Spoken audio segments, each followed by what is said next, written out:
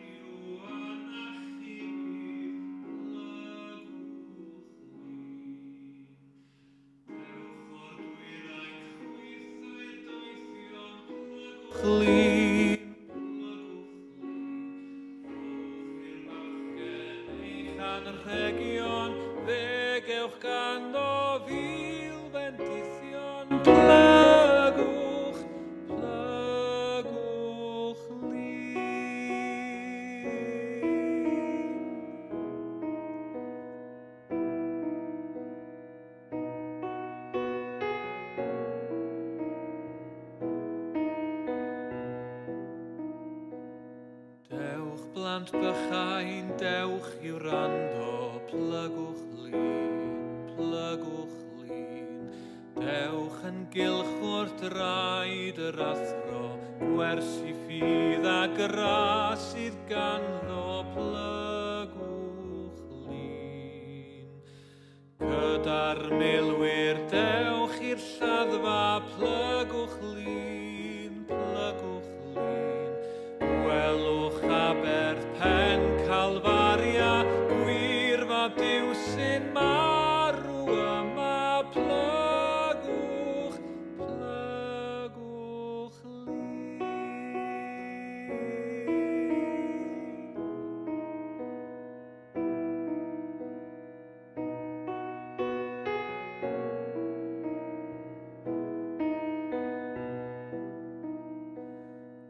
Gyda'r gwragedd dewch i'r beddrod, plygwch lun. Gwelwch trwy y gwyll ryfeddod, cododd Cris, gorchfygodd bechod, plygwch lun. Dewch at Iesu am faddeuant, plygwch lun, do a ddolaf ar hoi moliant i'r Meseia mewn gogoniant, plygaf lun.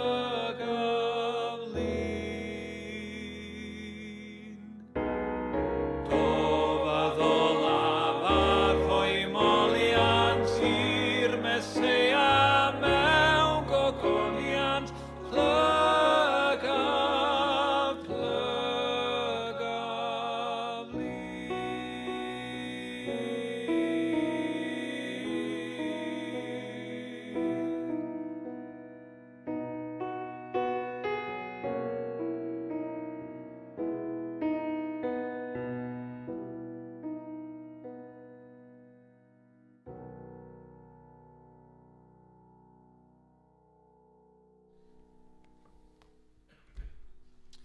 Wel, ni'n mynd i plygu glin mewn ffordd ac addoli dyn gilydd trwy ganu carol rhif 23, draw yn Hawelwch Bethlem dref.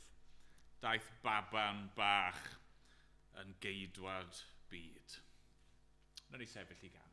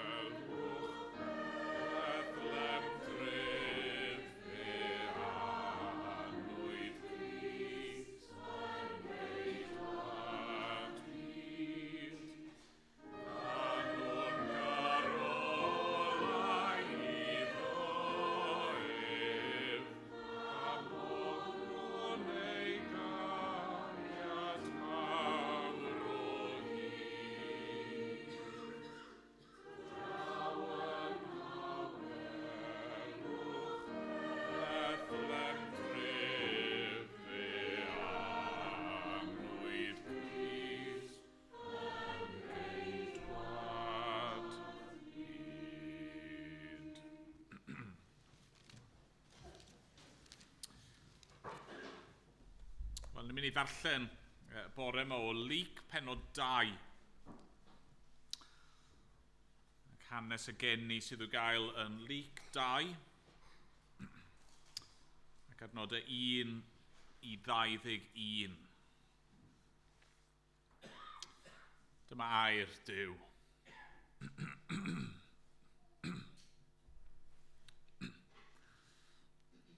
Yn y dyddiau hynny, aeth gorchymyn allan oddi wrth Cesar Awgwstws i gofrestru'r holl ymerodraeth. Digwyddodd y cofrestru cyntaf hwn pan oedd Cyrenius yn llywodraethu ar Syria. Aeth pawb felly i'w gofrestru, pob un i'w dref ei hun. Oherwydd ei fod yn perthyn i dŷ a theulu Dafydd, aeth Joseph i fyny o dref Nazareth yng Galilea i Jwdea, i dref Dafydd a elwyr Bethlehem, i ymgofrestru ynghyd â Mair ei ddyweddu, ac roedd hi yn feichiog. Pan oeddent yno, cyflawnwyd yr amser iddi esgor, ac esgorodd ar ei mab cyntabanedig. A rhwymodd ef mewn dillad baban, a'i osod mewn preseb, am nad oedd lle iddynt yn y gwesty.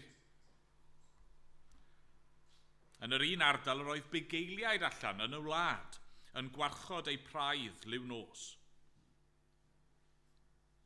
A safodd angel yr arglwydd yn ei hymyl, a disgleiriodd gogoniant yr arglwydd o'i hamgylch, a daeth arswyd arnynt. Yna dywedodd yr angel wrthynt, peidiwch ag ofni. Oherwydd, wele, rwyf yn cyhoeddi I chwi y newydd da am lawenydd mawr a ddaw i'r holl bobl. Ganwyd I chwi heddiw yn rhef Dafydd waredwr. Yr hwn yw'r Meseia, yr arglwydd. A dyma'r arwydd I chwi. Cewch hyd i'r un bach wedi ei rwymo mewn dillad baban ac yn gorwedd mewn preseb. Yn sydyn ymddangosodd gyda'r angel dyrfa o'r llun efol yn moli Duw gan ddweud gogoniant yn y goruchaf I Dduw ac ar y ddaear tangnefedd ymhlith y rai sydd wrth ei fodd. Wedi'r angylion fynd ymaith oddi wrthynt i'r nef, dechreuodd y bugeiliaid ddweud wrth ei gilydd, gadewch I ni fynd I Bethlehem a gweld yr hyn sydd wedi digwydd, y peth yr hysbysodd yr arglwydd ni amdano. Eithant ar frys, a chawsant hyd I fair a Joseph a'r baban yn gorwedd yn y preseb. Ac wedi ei weld, mae'n ei gasant yr hyn oedd wedi ei lefaru wrthynt am y plentyn hwn. Rhyfeddodd pawb a'i clywodd at y pethau a ddywedodd y bugeiliaid wrthynt,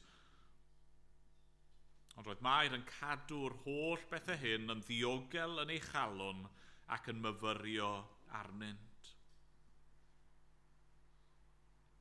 Dychwelodd y bugeiliaid gan ogoneddu a moli Duw am yr holl bethau a glywsant ac a welsant, yn union fel y llefarwyd wrthynt. Pan ddaeth yr amser I enweidi arno ymhen 8 diwrnod, galwyd ef Iesu. Yr enw a roddwyd iddo gan yr angel cyn i'w fam feichiogi arno. Amen. Amen. Newyddion da o lawenydd mawr yn wir. Ond nawn ni ganu. Carol arall. Nesa, rhif 26. Dyma'r dydd, y gwelwyd Iesu yn y preseb gwael ei dren, ac angylion Duw yn canu uwch ben meisydd Bethlehem. Canwn ynnau, gydag engil gwynion Duw. Mai preseb oer, difoliant gafodd ef yn faban gynt, pan yn dyfod o'r gogoniant tua'r ddaear ar ei hynt, holl allweddau tragwyddoldeb yn ei law. Deuwch engil eto I ganu, uwch ein hen ryfelgar fyd. Cennwch wrthym am yr Iesu all dawelu'r brwydrau I gyd. Yn ymoliant uned holl deyrnasoedd byd. Carol gan Hedd Wyn. Gyfarwydd iawn ar rhyfel, a sdim byd I newid os y carol addas iawn i'n dydd ni. Na ni sefyll i ganid yn gilydd.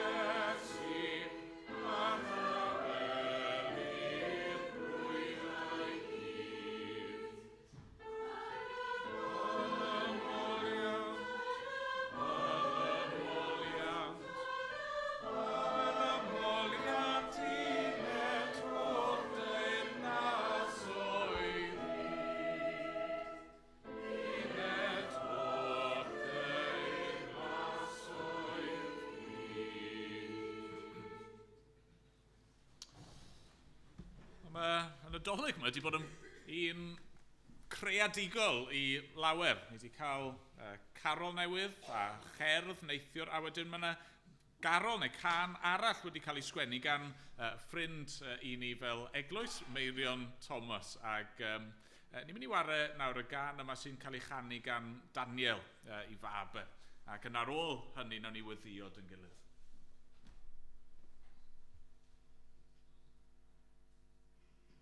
Anfeidrolig yn gaeth I grodd mae'r forwy yn o'n hwsg mewn tawelydd a chysur mwyn daeth I weile'r byd a'i fywyd dregys brau I waredu a llwyr iachau o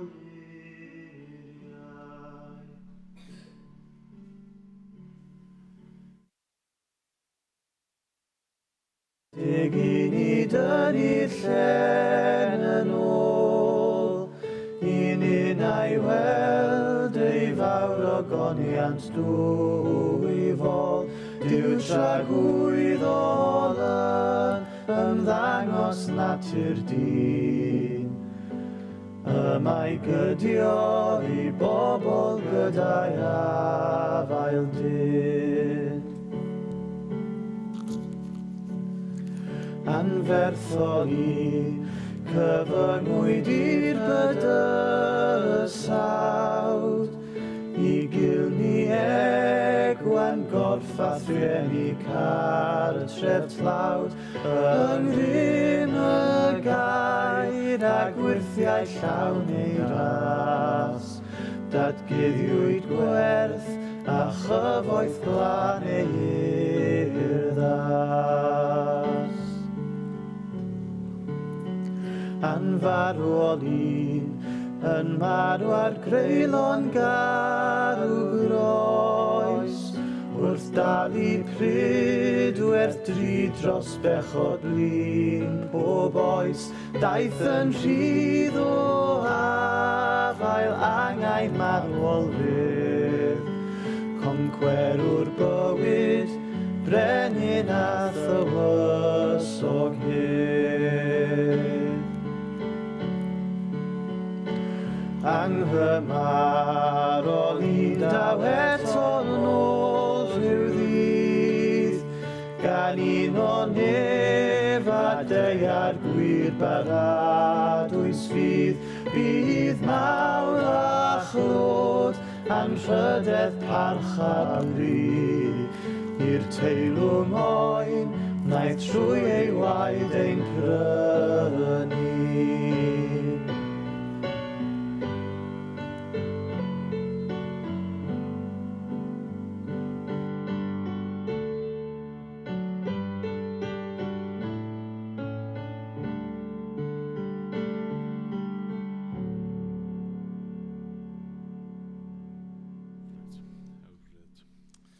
Blwyddyn nesaf, yn lle karaoke, nawn ni gael Battle of the Carols na rhywbeth.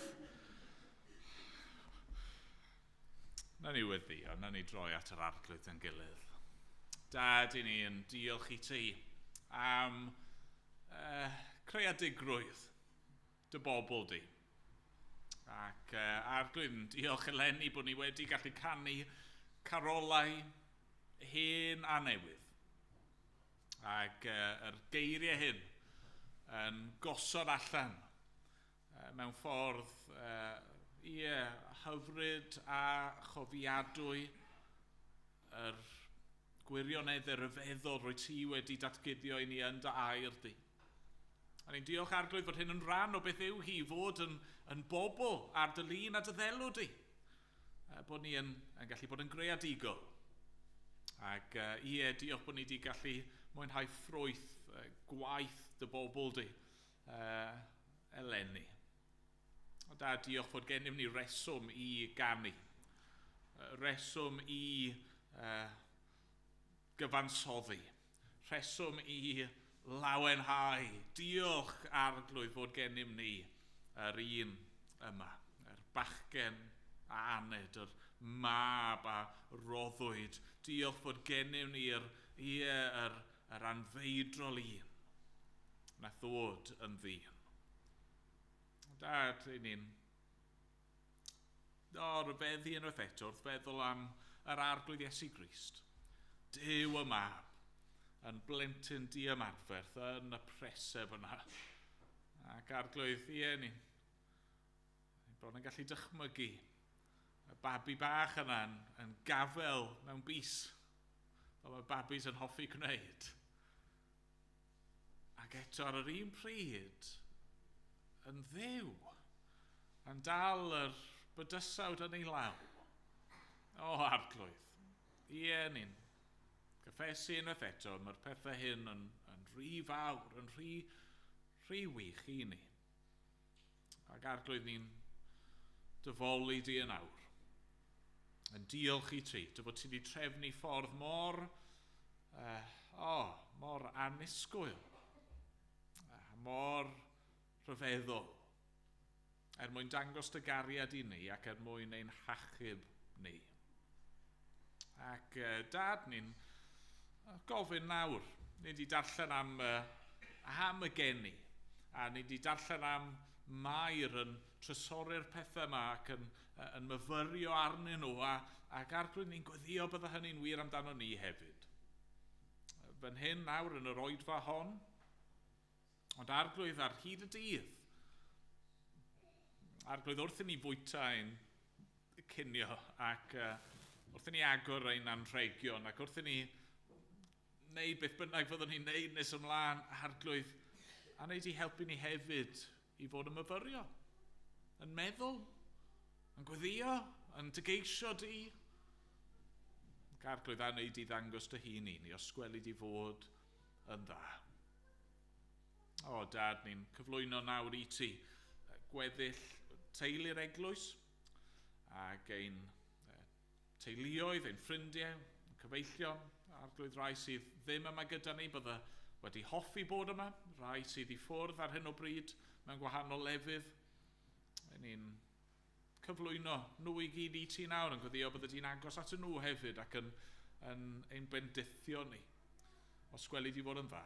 Ni'n cyflwyno rheini yn ein plith ni, sy'n agos at ni sydd falle yn fregus ac dan straen, yn sal neu yn gwynebu pob math o sefyllfaoedd anodd ar hyn o bryd, pethau sydd ddim yn stopio jyst achos fod hi'n nadolig, a ni'n gofyn arglwydd yn neud i gysuro a nerthu ac i roi dy heddwch di a'r llawenydd yna sy'n dod o wybod fod yr arglwydd Iesu yn waredwr i ni, a fod yn ddigon, a fod wedi gwneud pob peth sydd ei angen mwyn i ni gael bod yn iawn gyda ti. O arglwydd, derbyn ni'n felly'n ddiolchgar yn ei enw. A mae'n bod ni'n dod trwy ei heiddiant ti. Amen. Amen. Ganwn ni garol arall. Rhif 68. Y bore hwn, trwy bira hedd, gwir sain gorfoledd sydd, ymhlith bugeiliad iselfri cyn iddi dorri'r dydd. Gwrandawed pob pechadur gwan sy'n plygu dan ei bla, a ngylio nef a'i llef yn llon yn dwyn newyddion da. Ac ymlaen, yn ei sefyll i ganu.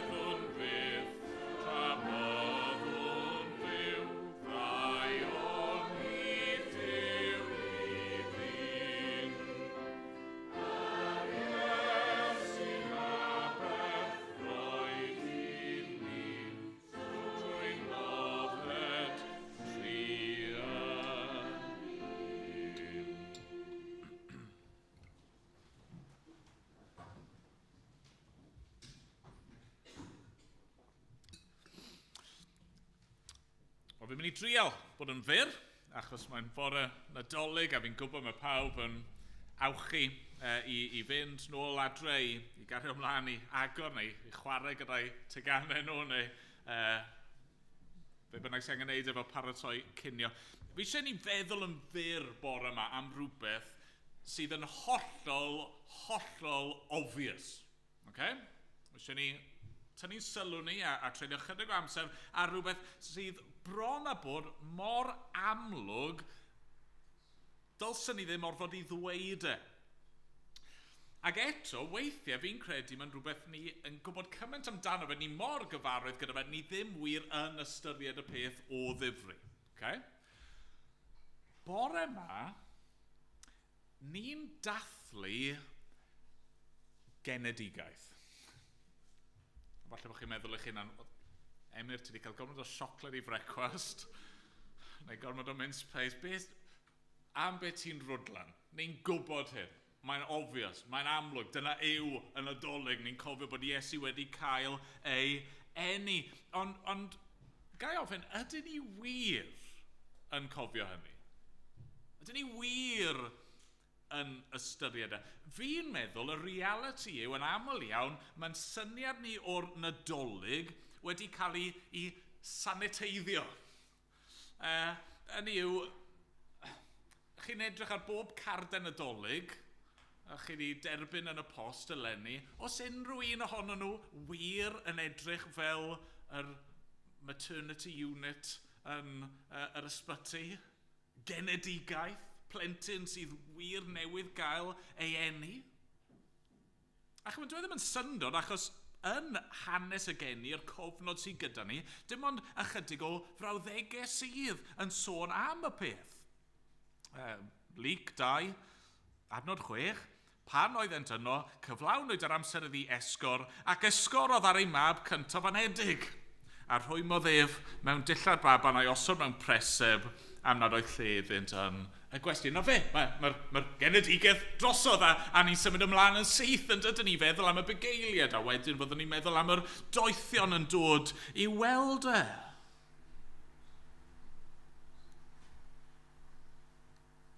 Ni'n gallu colli golwg ar y reality rhyfeddol, dychrynllyd, gogoneddus yma.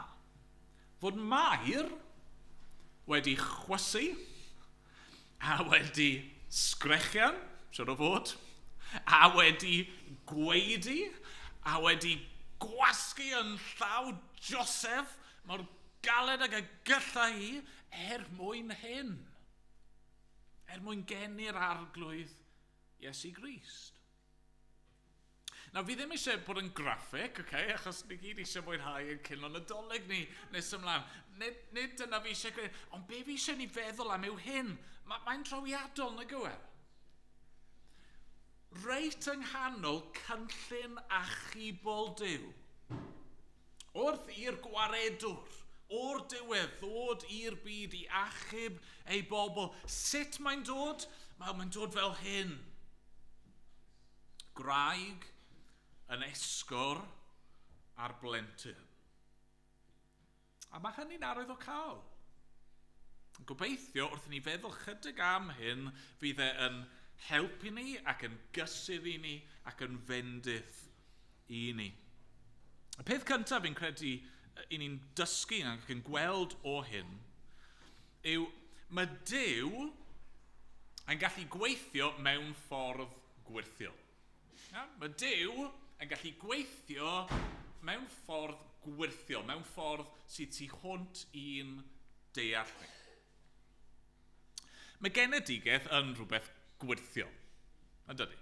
A fi'n gwybod bod yna esboniad meddygol, biolegol i'r peth. Fi ddim yn ddigon o wyddonydd i fynd â chi trwy'r broses nawr. A mae yna esboniad. Ac eto, os ych chi wedi dala plentyn bach, newydd ei eni, neu os ych chi hyd yn oed i roi llaw chi ar fol graig beichiog, a di teimlo yr cic yna. Mae yna rhywbeth special yn does. Mae yna rhywbeth, dwi ddim yn anghywir i ddweud bod yna wyrth yna. Mae yna rhywbeth, mae yna rhyw ddirgelwch yn does, wrth i'r plentyn bach yma gael ei ffurfio yn y groth, y bywyd newydd bach yma yn dod i'r byd. Mae'n rhan o'r ffordd mae Duw wedi'n creu ni. Mae wedi creu y ddynoliaeth ar ei lun a'i ddelw ei hun. A rhan o'r ffordd i ni fel pobl yn adlewyrchu hynny, yn adlewyrchu natur a chymeriad Duw, yw trwy geni plant. Dim ond Duw sydd yn fywyd ynddo fe ac ohono fe ei hun, ac eto mewn un ystyr mae wedi'n creu ni i roi rhyw adlewyrchiad o hynny yn dod wrth i ŵr a graig ddod at ei gilydd ac yna mae yna fywyd newydd yn ymddangos. Fan hyn ni'n dathlu gwirth hyd yn oed yn fwy, yn dydyn ni?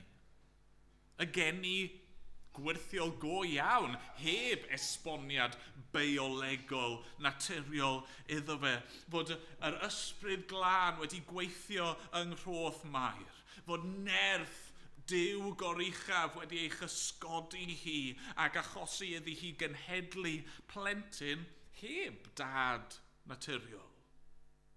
A trwy'r broses yna'n torri'r cysylltiad gyda adda a'r cwymp yng Ngardd Eden ac yn dechrau rhywbeth newydd sbon. Mae Duw yn gallu gweithio mewn ffyrdd gwirthiol. Mae e'n abl i ddod â rhywbeth o ddim byd. Mae'n abl i ddod â goleuni lle roedd dim ond tywyllwch. Mae'n gallu dod â gobaith lle ar hyn o bryd dim ond anobaith sydd. Mae'n gallu dod â bywyd lle doedd dim bywyd o'r blaen. Mae hynny'n wir heddi. Mae'n wir yn hanes y geni, mae'n wir heddi yn ein bywyd ni. Falle bod chi ar hyn o bryd yn gwbl anobeithiol a chi ddim yn adnabod yr arglwydd. Mae'n gallu rhoi bywyd lle doedd ddim o'r blaen. Mae'r Beibl yn dweud bod Duw yn gallu dod, cymryd ein calon carreg caled ni a'i dynnu e mas a rhoi calon newydd o gig a gwaed. Mae'r Beibl yn dweud bod Duw yn gallu geni ni o'r newydd i berthynas gyda fe. Ac mae'r arglwydd yn dweud bod e hefyd, beth bynnag yw'r sefyllfa ni'n gwynebu nawr, does dim byd yn rhy fawr, does dim byd yn amhosib, mae e yn gallu gweithio mewn ffordd gwirthiol. Mae ni'n dod yn ni at bwynt arall. Mae ni'n dysgu fan hyn, sef bod Duw yn aml yn gweithio trwy ein dioddefaint. Mae Duw yn aml yn gweithio trwy ein dioddefaint ni. Maen nhw'n dweud, os oedd dynion yn rhoi genedigaeth, bydde pob teulu dim ond yn cael un plentyn. Ac o fy mhrofiad i o'r broses, fi'n tybio bod hynny'n wir. Fi'n credu byddwn ni'n ormod o wimp i fynd trwy hynny fwy nag unwaith. Mae profiadau genedigaeth yn gallu amrywio. Mae rai yn haws na'i gilydd, fi'n derbyn hynny, ond yn gyffredinol. Mae yna un peth sydd yn nodweddu genedigaeth, sef poen. Mae yna ddioddefaint.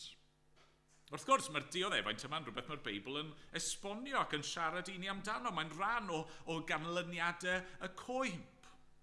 Yn rhan o'r ffaith bod delw Duw yno ni wedi cael ei thorri wrth i ni wrthryfela yn ei erbyn e. A felly nawr mae rhoi genedigaeth bod e'n wyrth rhyfeddol, mae'n gostus, mae'n boenus. A fi'n derbyn, ni ddim yn cael synwyr neu blas o hynny ydyn ni yn yr hyn sydd wedi gofnodi yn y Beibl. A felly mae eisiau ni atgoffa'n hun o hyn. Wrth i ni glywed cyflawn yr amser iddi esgor ac esgorodd ar ei mab cyntaf yn edig, oedd hynny yn boenus. Ac oedd hynny yn weidlyd. Oedd na ddim poen laddwyr, dim gas and air. Yn aml iawn yn y Beibl, mae'r term yma, gwewyr esgor, the pangs of childbirth, mae'n cael ei ddefnyddio fel darlun. Os ydych chi pobl a maen nhw'n mynd i fod yn ofnus ac yn gweiddi, ac yn sgrechian, ac yn pryderu.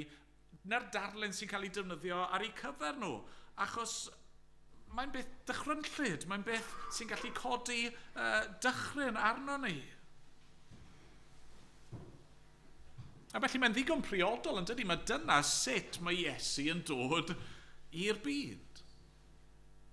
Mae'n dechrau ei fywyd yn noeth ac yn weidlyd a yn sŵn sgrechian, ac bydd e'n gorffen ei fywyd yn yr un ffordd hefyd, yn noeth ac yn weidlyd ar y groes, sgrechian o'i gwmpas sgrechian ei hun o'r boen a'r dioddefaint.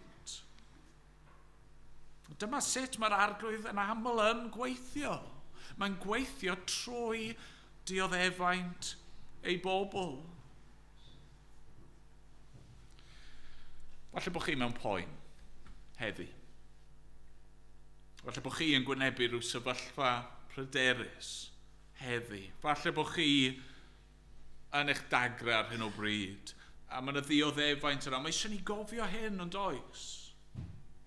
Mae Duw yn aml yn gweithio trwy ein dioddefaint. Trwy dioddefaint Mair mae'r gweredwr yn dod i'r byd ein mwyn ni. Trwy ei ddioddefaint i ni yn cael maddeuant a bywyd tragwyddol. Mae'r arglwydd yn gallu defnyddio yr hyn i ni'n mynd trwyddo. A falle bod ni ddim yn deall pam na sut, ond mae'n abl. Nawr fi wedi dweud yn barod. Yn y Beibl mae gwewyr esgor yn cael ei ddefnyddio fel darlun. Yn aml iawn wrth siarad am elynion Duw a'r barn maen nhw'n mynd i wynebu, bydd e fel gwewyr esgor. A weithiau yn y Beibl, mae'r darlun yn cael ei ddefnyddio ar gyfer pobl Dduw hefyd. Maen nhw'n mynd i wynebu'r boen, maen nhw'n mynd i wynebu dioddefaint, ond yn aml, neu fel arfer pan mae hynny'n digwydd, mae yna ochr arall i'r geiniog. O, mae yna boen, mae yna ddioddefaint, ond mae yna edrych ymlaen hefyd i'r llawenydd sydd i ddod. Dyma'n pwynt ola ni bore yma. Mae Duw bob amser yn dod â ni i lawenydd. Mae Duw bob amser yn dod â ni i lawenydd. Chi'n gweld, mae yna lawenydd mewn geni plentyn yn does. Wrth gwrs, mae yna reality trist hefyd, yw pob beichiogrwydd ddim yn gorffen yn hapus, fi'n ymwybodol o hynny. Effaith arall o'r cwmp. Ond y gobaith yw bod yna lawenydd yn dyfa. Ar ôl gwirth y beichiogrwydd, ar ôl dioddefaint yr esgor, y disgwyl yw bydd e werth e. Bydd yna lawenydd, bydd yna fywyd newydd yn y teulu. Falle bod chi wedi gweld llun o hyn. Mae pobl weithiau'n rannu'r llun yma ar Facebook, chymod. Mam newydd yn yr ysbyty, chymod. Just efo rhyw flanced drosti ar plentyn. Mae mor cyn i roi'r llun yna lan. Falle chi wedi gweld llun, neu falle chi wedi cael y profion eich hunan o fod yn yr ysbyty a di gweld just yr wen yna. Mam yn dal i phlentyn a mae'n hollol exhausted. Ac eto, mae yna lawenydd. Oedd e'n galed, oedd e'n boenus, ond oedd e werth e. Chymod pan ddath y bugeiliad a ffeindio'r teulu bach yma. Mae'n siŵr mae yna'r peth olaf Mair really eisiau, ynddo fe? Yr dieithriad drewllyd yma'n trampo i fewn. Ac eto mae'n siŵr ar yr un pryd bod hi mor llawen, mor brawd. Dyma fe.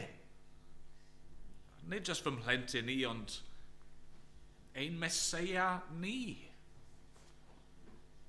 Mae'r genedigaeth yma yn atgoffa ni fod llawenydd i ddod.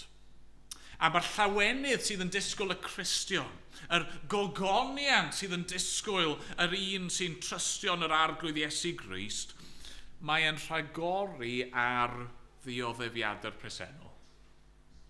Mae'r arglwydd gallu gweithio'n wirthiol yn ein sefyllfa ni, a ni ddim yn gwybod beth wneithau yn ein profiad ni. Ac yn aml iawn fe fyddwn ni yn gorfod dioddau, mae'n reality, mae'n rhan o fywyd, ac eto sicrwydd y Cristion. Gobaith sicr y Cristion yw bod y llawenydd sydd i ddod werthau. Mae Iesu ei hun yn siarad am hyn. Allwch chi droi os ych chi eisiau gyda fi i Ioan, pennod 16.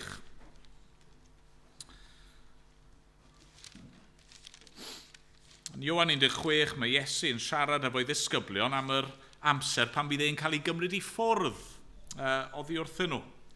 Y tristwch bydden nhw'n profi pan mae e'n cael ei frodychu a'i ladd, ac yna'n cael ei gymryd yn ôl i'r nefoedd. Ac ni'n darllen hyn. Ioan 16, dechrau yn adnod 19. Sylweddoliodd Iesu ei bod yn awyddus i'w holi. Ac meddai wrthynt, ai dyma'r hyn rydych yn ei drafod gyda'ch gilydd?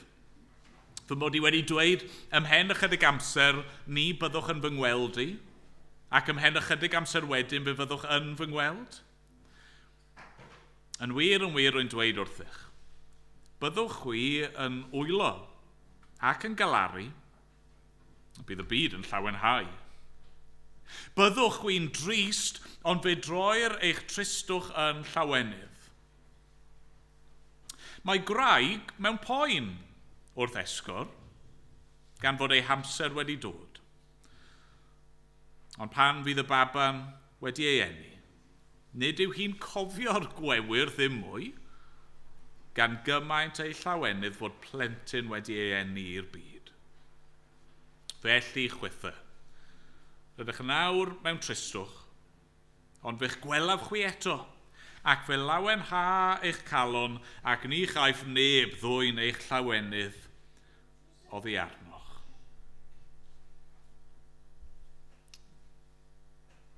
Mae hyn gallu bod yn wir i chi bore yma. O, mae'n y boi. O, mae'n y ddioddefaint. Ond daliwch ati. Os ych chi wedi gosod eich ffydd ynddo fe, yr un gafodd ei eni drostoch chi, yr un nath farw ar y groes drostoch chi, yna gallwch chi wybod hefyd byddwch chi'n ei weld un dydd. Byddwch chi gyda fe un dydd. A bydd y llawenydd yma yn un does neb yn gallu ei ddwyn. Sdim byd yn mynd i allu cyffwrdd ar llawenydd yna. So, bydd y bywyd hwn a'r pethau ni wedi gwynebu, bydden nhw yn atgofion. O fydd a'r llawenydd yna yn y presennol am byth. O, diolch iddo. Amen. Amen. Ni'n mynd i ganu Carol 53 wrth i ni orffen. Carol sy'n galw ni roi mawl, rown foliant, o'r mwyaf i ddew y goruchaf, am roi fab a nwylaf yn blentyn i fair, i gymryd ein natur, a'n dyled a'n dolydd, i'n gwared o'n gwewyr a niwair. Ac ymlaen, o'n i sefyll i ganu.